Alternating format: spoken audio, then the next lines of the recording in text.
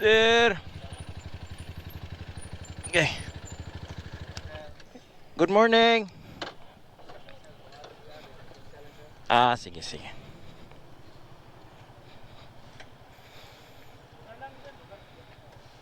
Ay, medyo gamay ra ba, busing? 3 years man ang akuan. Ah, na ako na nakuan sa decibel, sir. Igo-igo ra gid na 96, 97. Hinay ra man sa minor noon. Sir. 3 years, sir, kay 250. Thank you, sir. Mohonong gid na basta dito.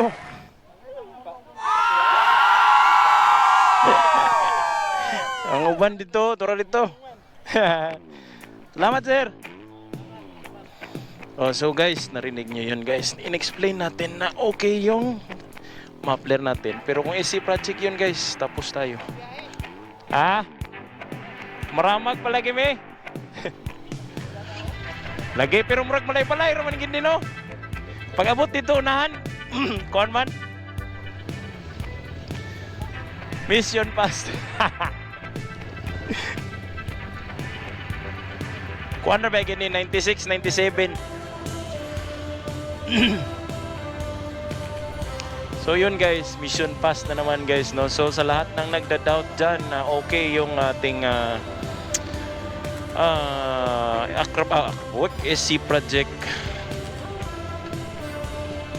Okay.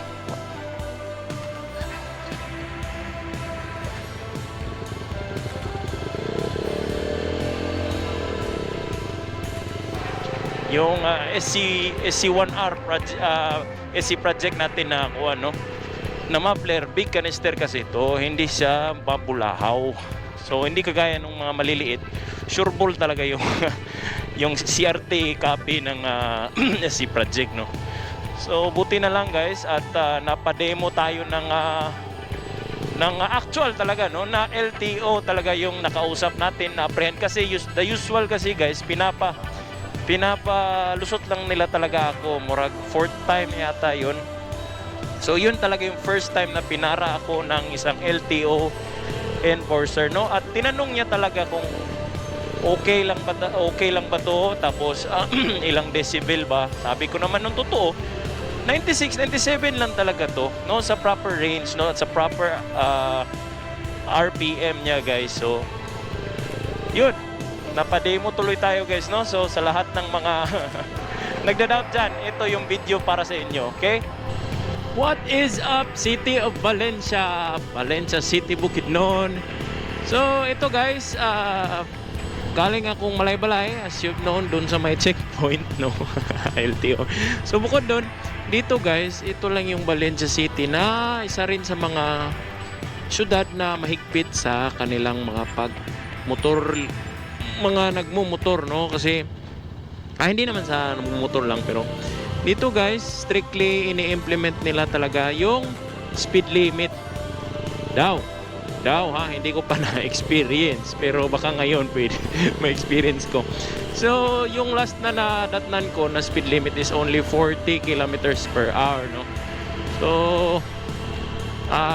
I'll keep it under 40 lang kasi dito tayo sa poblasyon.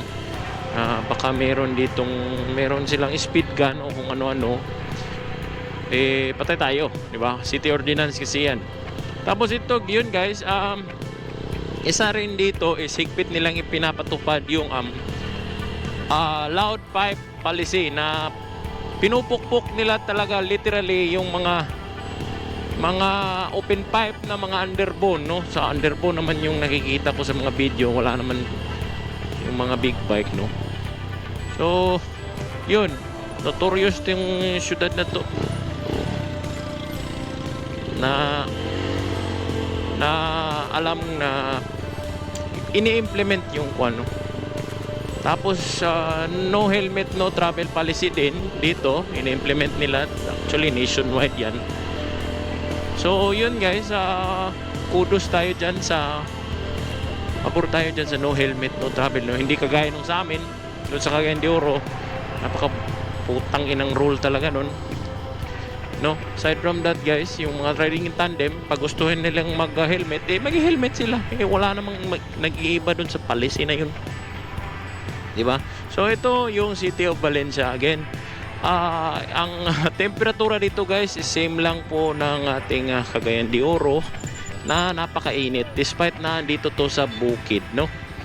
So mainit ang lugar na to. So ayoko ditong tumambay, no? Pero minsan dito rin ako nagsistay. Yun. So para rin din tong isang malaking bypass na dadaan ka lang sa isang city, kagaya rin ng Malaybalay, no? So yun guys, update lang ko kayo mamaya sa ating travel, no? Kasi pupunta, may work pa akong gagawin dun sa may Maramag Bukid nun. Okay, so hopefully nakuha yung pagta-top speed namin kanina ni Chad.